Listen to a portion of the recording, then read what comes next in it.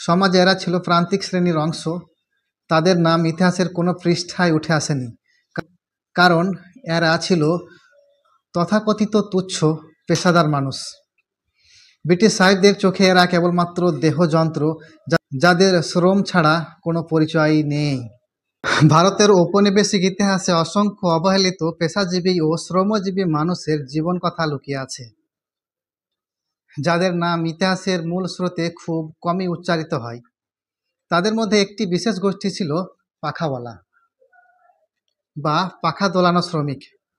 এই শ্রেণী মূলত রাজপ্রাসাদ, জমিদার বাড়ি, নবাব দরবার কিংবা ব্রিটিশ সাহেবদের প্রাসাদোপম বাংলোতে সারাদিন হাতে বা দড়ি বেঁধে পাখা টেনে বাতাস করতে হতো।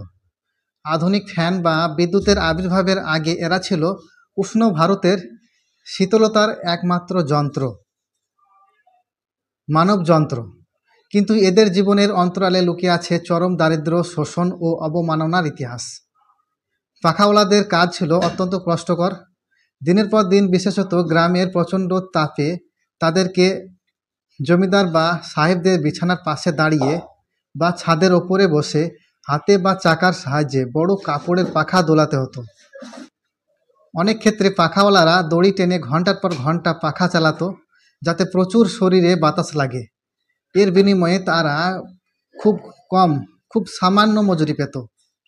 আবার অনেক সময় শুধু খাবারের বিনিময়েই কাজ করতে হতো।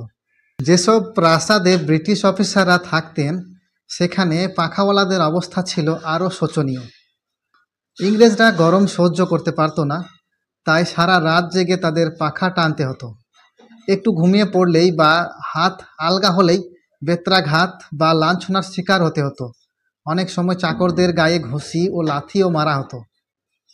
পাখাওয়ালাদের সাধারণত নিম্ন বর্ণ বা দরিদ্র মুসলমান, আদিবাসী ও নিম্ন শ্রেণীর হিন্দুরা করত। সমাজে এরা ছিল প্রান্তিক শ্রেণীর অংশ। তাদের নাম ইতিহাসের কোনো পৃষ্ঠায় উঠে আসেনি, কারণ এরা ছিল তথাকথিত তুচ্ছ পেশাদার মানুষ। ব্রিটিশ সাহেবদের চোখে এরা কেবলমাত্র দেহযন্ত্র, যাদের শ্রম ছাড়া কোনো পরিচয় নেই। পাখাওয়ালাদের দৈনিক মজুরি এত সামান্য ছিল যে তা দিয়ে সংসার চালানো প্রায় অসম্ভব ছিল। একদিকে দিনের পর দিন কষ্টকর শ্রম, অন্যদিকে সামাজিক অবজ্ঞা ও তুচ্ছতাবোধ তাদের জীবন স্থায়ী ক্ষত তৈরি করেছিল।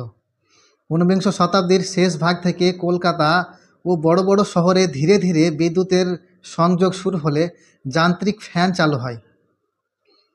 এর ফলে পাখাওয়ালাদের কাজ দ্রুত কমতে থাকে। জমিদার বাড়ি ও সাহেবদের বাংলোয় যন্ত্রচালিত ফ্যান এলে মানব শ্রম নির্ভর পাখা প্রায় বিলুপ্ত হয়ে যায়।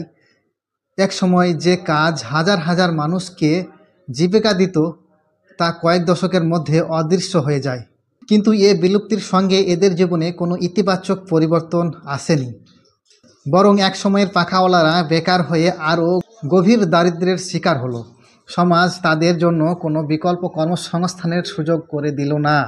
পাখাওয়ালাদের ইতিহাস শুধু শ্রমজীবী মানুষের বঞ্চনার দলিল নয়, এটি ঔপনিবেশিক সমাজে ক্ষমতা ও বৈষম্যের প্রতীক। ব্রিটিশ সাহেব ও দেশীয় জমিদাররা বিলাসিতা বজায় রাখতে হাজার হাজার মানুষকে মানবযন্ত্রে পরিণত করেছিল। বিদ্যুতের আগমন একদিকে আধুনিকতার সূচনা করলেও অন্যদিকে এদের মতো অসংখ্য ক্ষুদ্র শ্রমজীবী মানুষকে চিরতরে বেকার করে দিল। ভারতের ঔপনিবেশিক ইতিহাস লিখতে গিয়ে আমরা সাধারণত রাজনীতি, বিদ্রোহ বা অর্থনীতির দিকে মনোযোগ দিই, কিন্তু পাখাওয়ালাদের মতো অগণিত প্রান্তিক শ্রমজীবী মানুষ ইতিহাসের অন্ধকারে হারিয়ে গেছে। তাদের কষ্ট, অপমান ও শোষণের কাহিনী আজ আমাদের কাছে নিছক অতীত নয়, বরং তা আমাদের মনে করিয়ে দেয় যে আধুনিকতার আলো সবসময় সমানভাবে সবার জীবনে পৌঁছায় না। কারো জন্য তা উন্নতির প্রতীক, আবার কারো জন্য তা জীবিকার অবসান। অত্যন্ত মর্মান্তিক, স্মর্মস্পর্শী অজানা লেখাটি পড়ে ভালো লাগলে শেয়ার করে সবার মধ্যে ছড়িয়ে দেবেন।